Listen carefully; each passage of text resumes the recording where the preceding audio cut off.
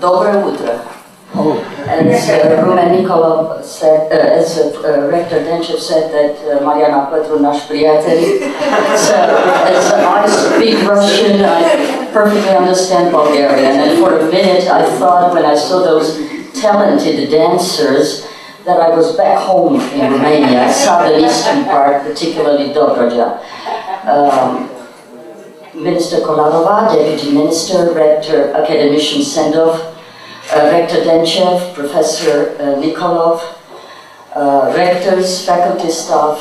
Let me say how pleased I am to be a second time in Sofia, in this beautiful building, welcoming building, and to be able to have this dialogue with you. It's been 3 years since we haven't had this dialogue, a little bit more time.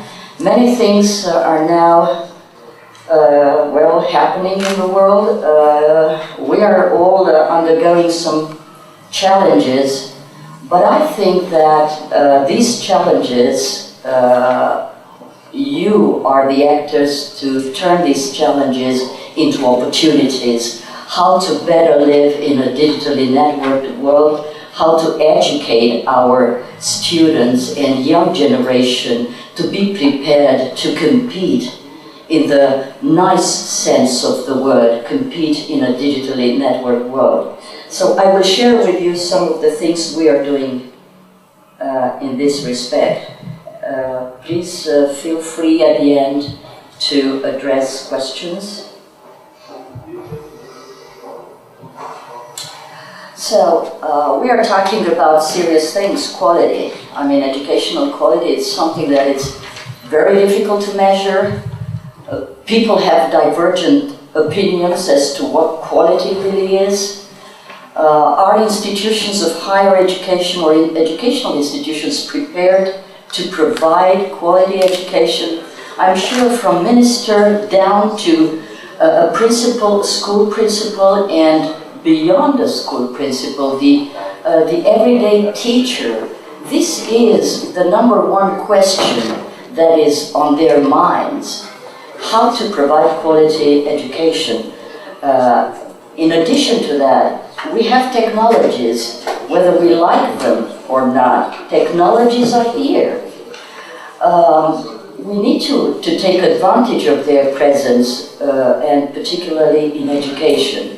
So what the UNESCO chair proposed as a topic is not only very welcome, but very timely for the global dialogue that is now happening around the world as to how to use technologies to enhance quality in education. Is that okay? It is. Yeah, it's okay.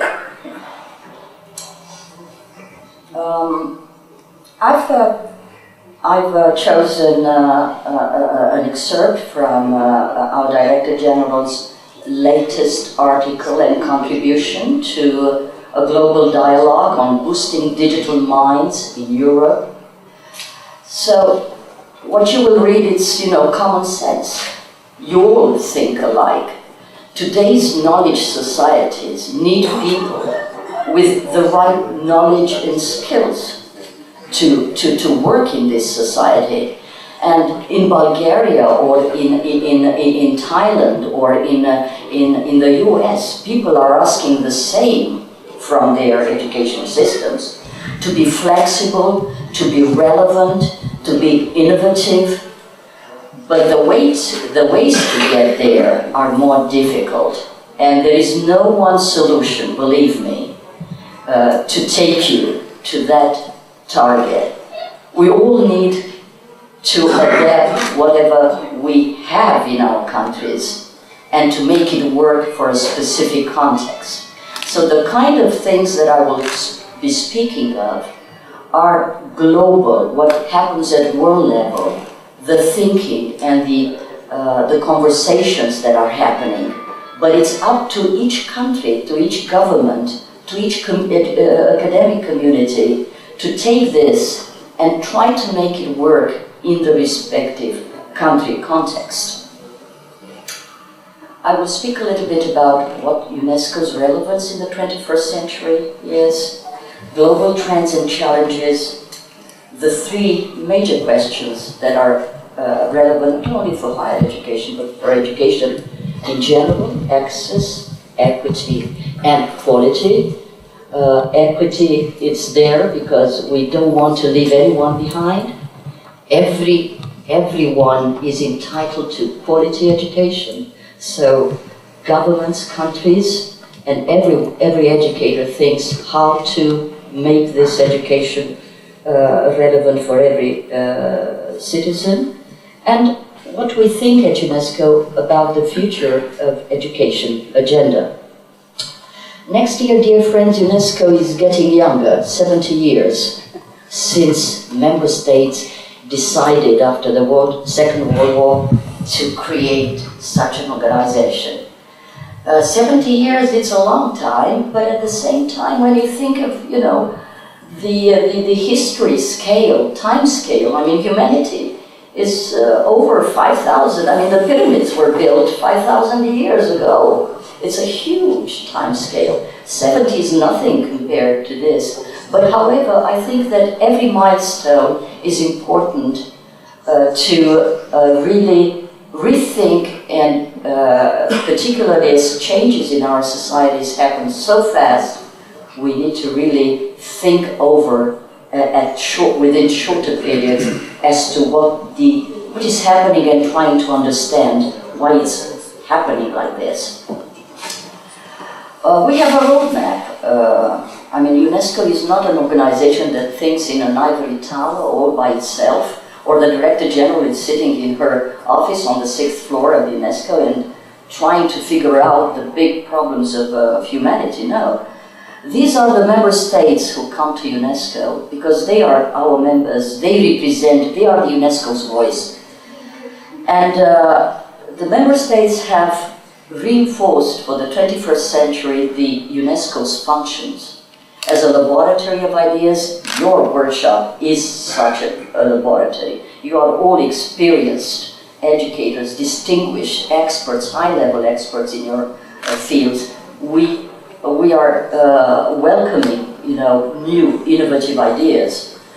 The global agenda on education, it's obvious. This is something that we are all trying to figure out, not what is happening at our country level, but what's happening at regional level, what's happening at global level. We live in this globalized or digitally networked world. Setting norms and standards, that's something that is very important. Teachers, educators, but also beyond them, they need some guidelines to see what's going there, what's working best with technology in this particular case, and what doesn't work well with technology. Technology is not a silver bullet. You know, you just have it there and you know, everything will work by magic. No, technology is just, as you know, it's just a tool, like a pencil, like a radio. I mean, these are tools. It's up to the human brains to figure out how to make this tool work for humanity's purposes. And strengthening international and regional collaboration, intellectual collaboration, like this meeting, for example, is one of UNESCO's functions in the 21st century. There are various drivers of change. We're trying to simplify, but there are many other drivers. This is not an exhaustive list of drivers. We do know that with the internet, which is the barrier, yes, today's barrier, I mean, we live in a globalized world. We have access, learners have access to knowledge, to resources. So it's some kind of a democratization of access. This internet is a wonderful tool that gives everyone the possibility to play on the same field. The playing field is global. So this will drive the global education agenda. There is an increased global competition for international student markets. Yes, there's a huge trend of international mobility, student mobility. Students are after quality. Students are after relevant diplomas, not diplomas that, you know, they can hang them up in their houses, homes, and be proud of. the kind of diplomas that translate into some practical and relevant jobs, careers for them. Digital technologies, yes, we are all aware of that. The global mobility of teachers also, academic, and integration with industry. More and more education is seen as a driving force behind social, economic growth. Industry partners are very important. UNESCO attaches particular attention to developing collaboration with various IT companies. We are, as an intergovernmental organization, working with ministries of education. I'm speaking of the education sector. And UNESCO is convening ministerial fora to debate on what countries' ministers think. Sometimes what they think does not concur with what, students or faculty think. But dialogue is always helpful. Dialogue helps bridge distances between people, helps fill in some gaps, connects, again, the major actors and players in an education system. So ministers are very important for the decisions of their countries. They are responsible if their education systems go into the right direction or not. And that's a huge responsibility, and we are happy to work with ministers and to have this dialogue, to hear their voice. So such a ministerial conference and forum, which happens every year, is conducted by our UNESCO regional office in Bangkok.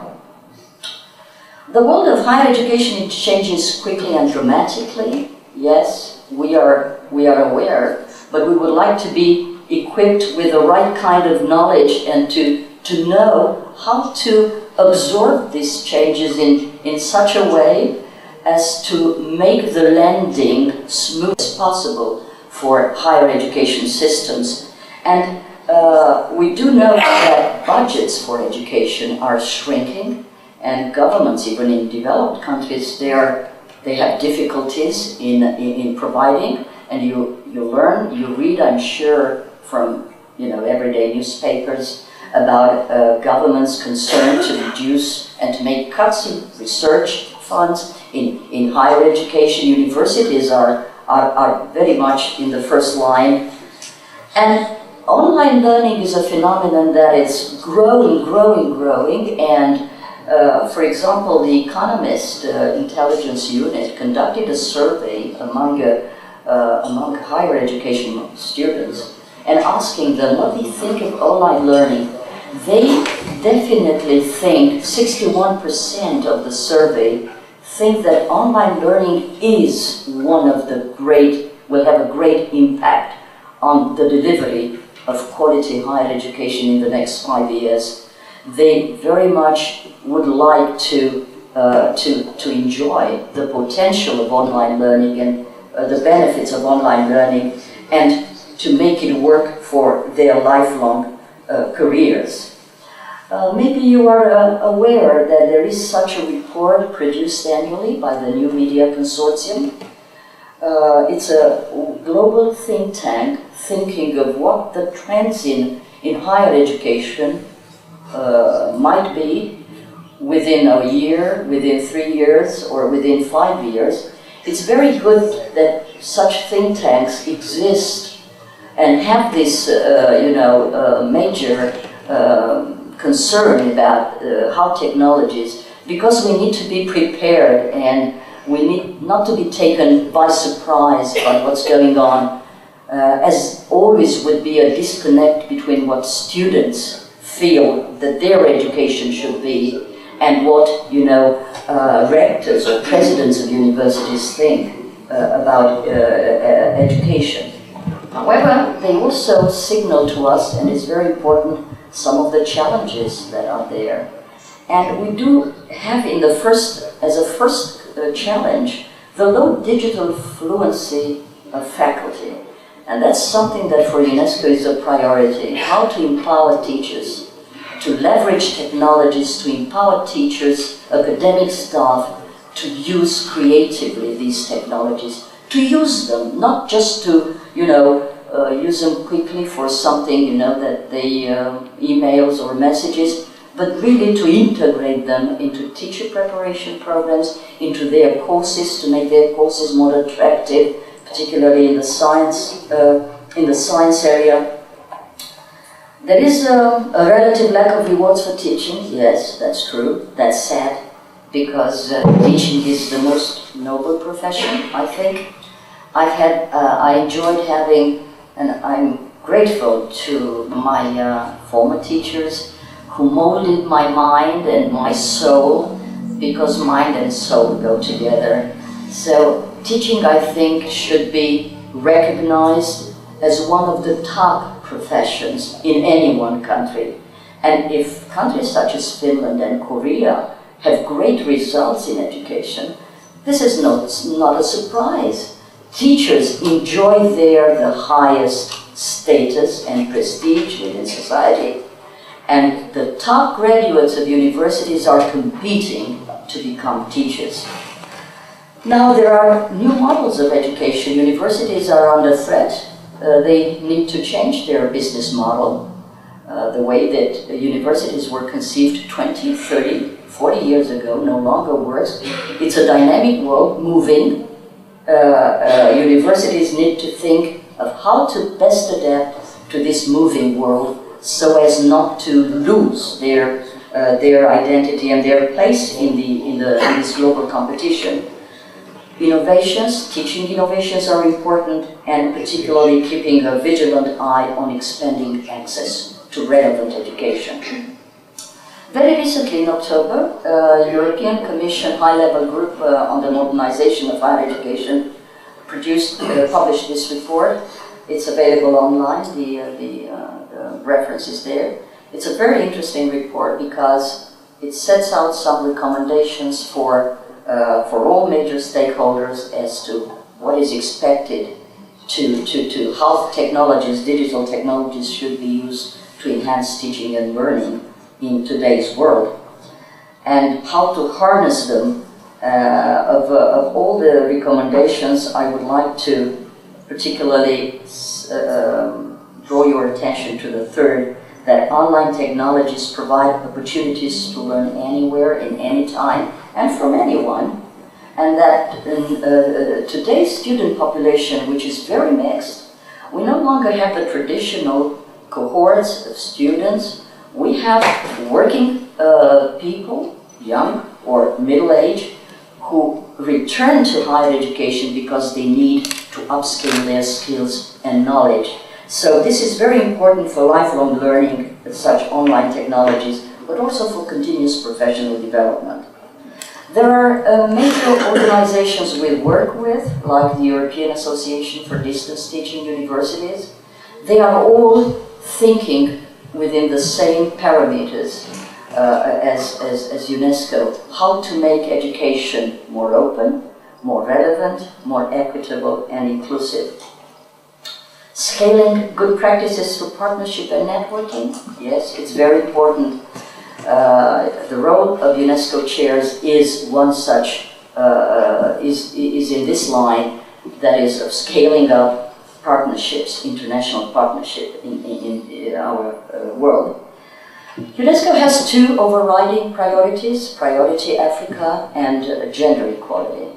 Priority Africa is for the obvious reasons, however, the digital world is not equal for everyone, and many people are still on the sidelines of the digital revolutions. They do not enjoy. So for UNESCO, we are conducting ministerial forums in Africa to seek ways and to harmonize policies with a view to enhance the potential of ICT in education. Such major organizations like OECD is also working. That is to say that many actors, global actors, are trying to synergize all global conversations and efforts to make, education systems, to improve them, to improve their effectiveness. In my first slide, when I talked about UNESCO's roadmap, I mentioned standards and norms. This is one of UNESCO's flagship publications, that is setting up norms, standards for ICT use for teachers.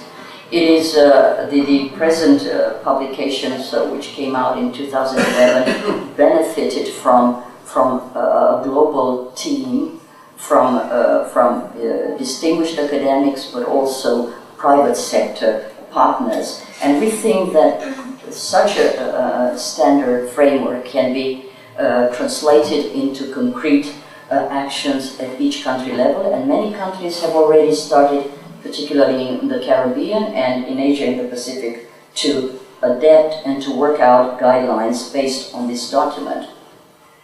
Because building a digital age teaching profession is important, and I wanted to share with you this. We learn from countries who are advanced, and we are fortunate we have 195 member states, because we want to put countries together to build some solidarity between across nations, across institutions of education.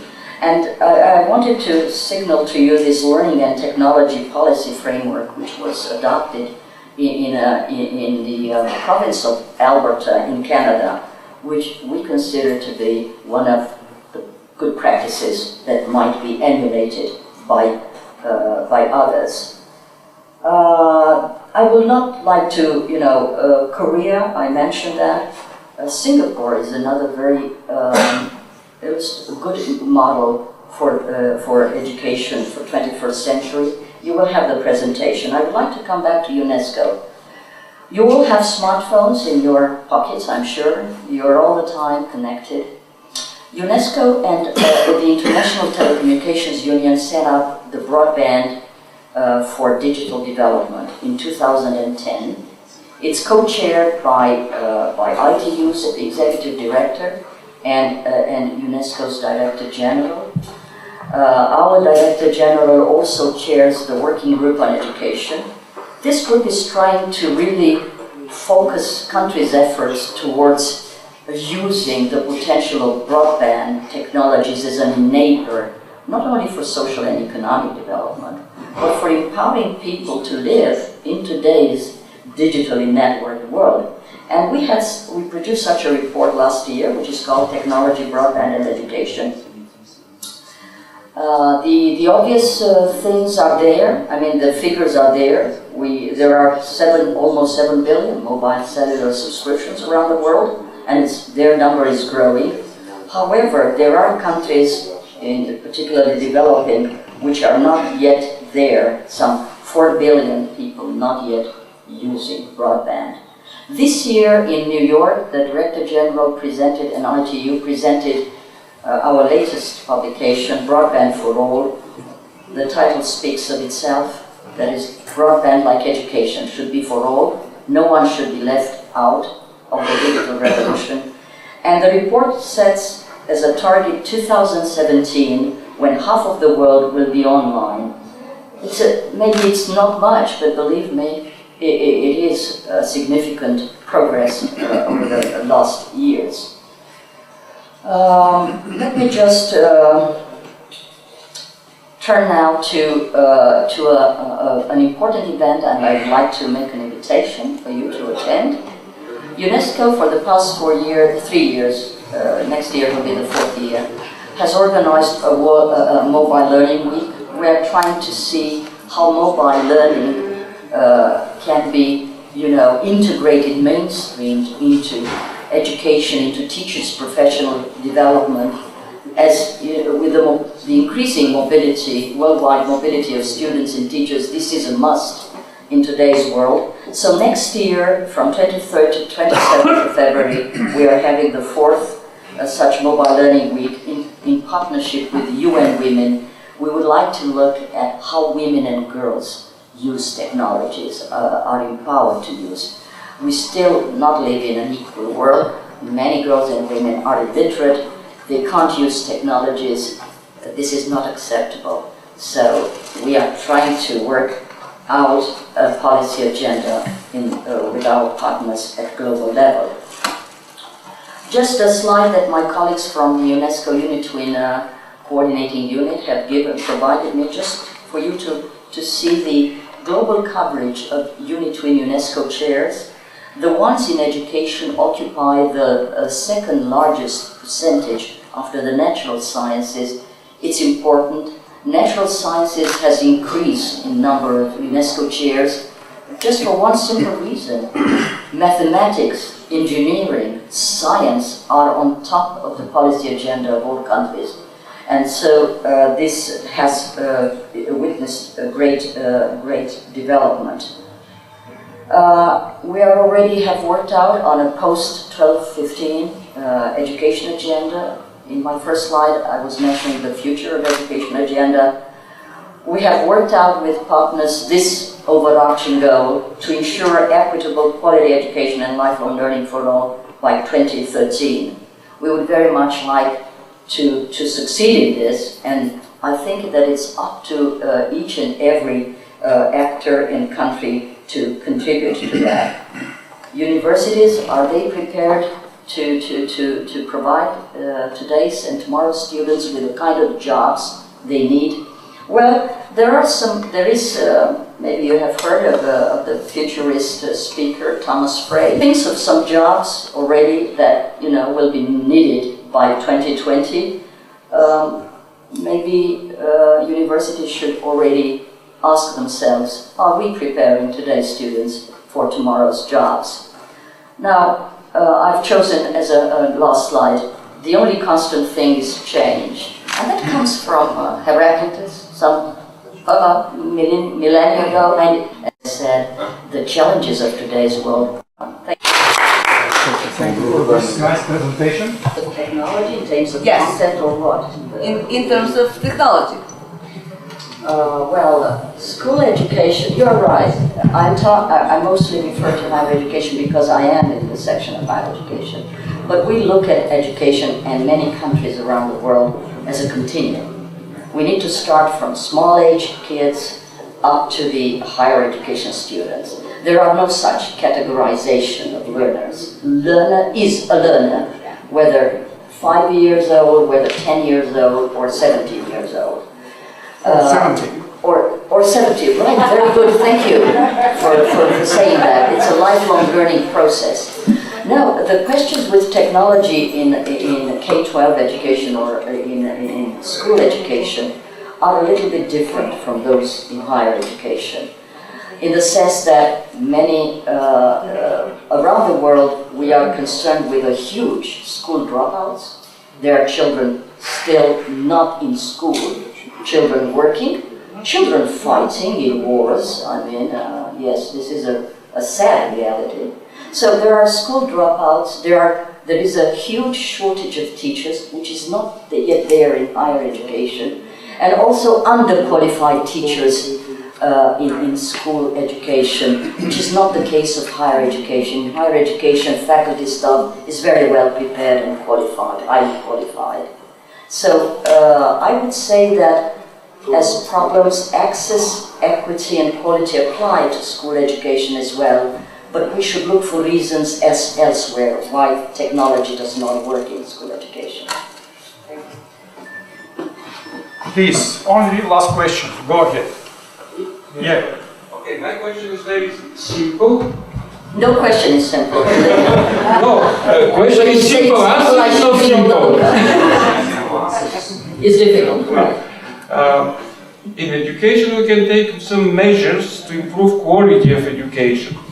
But the lack of results, of outcome of these measures can be seen in primary school after 15-20 years at least. In higher education after 5-6 years at least. In current dynamics of development of technology, of this revolutionary development, these periods are really very, very long for measuring whether our measures taking now are effective, at least to really to improve quality of people who graduate after a certain number of years. What is the question? The question is how you can comment this contradiction of the quality and how to measure quality? Yeah, they're still under, we're working. What we can say is the following. Students from the first year already know what they want at the end of their studies in that higher education institution. They no longer, are passive like that and, waiting to receive, to absorb knowledge. They themselves have become arbiters of quality. And we should be aware of that. Students are now judging, in the quotation marks, their faculty staff, their teachers. They, in the most respectful way, they are judging, that is. Trying to, they are very well informed of what they want in life, what kind of skills they want, what kind of knowledge they need. And they need practical knowledge, relevant knowledge, knowledge that can become immediately a currency for a lifelong career. So I would say only that. Students or learners have already become arbiters of quality. And the sooner we understand this, and the education institutions understand this, the better. I mean, it's going to work and give the universities or educational institutions to adapt themselves quickly. Thank you very much once again.